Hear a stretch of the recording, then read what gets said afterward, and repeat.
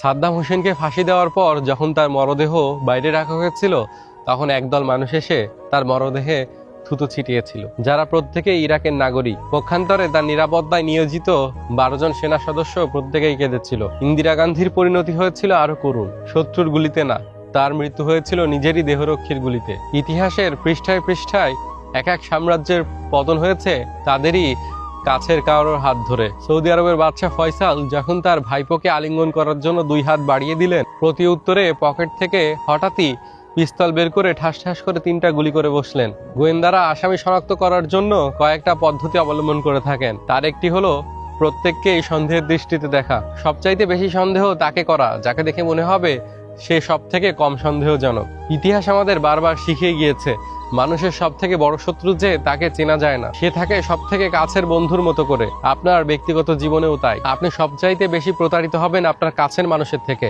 আপনাকে সবচাইতে কষ্ট দেওয়া মানুষের তালিকা করতে গেলে দেখবেন সেখানে শত্রু না, আপনার কাছের মানুষের সংখ্যাই বেশি। শত্রু কখনো বিশ্বাসঘাতক হয় না, বিশ্বাসঘাতকতা করে শুধুমাত্র কাছের মানুষরাই। তাই কখনো কাছের মানুষকে অন্ধবিশ্বাস করতে যাবেন না। পৃথিবীতে আপনি যাকেই অন্ধবিশ্বাস করবেন তার কাছ থেকে আপনি সব থেকে বড় কষ্ট পাবেন, তার কাছ থেকে প্রতারিত হবেন।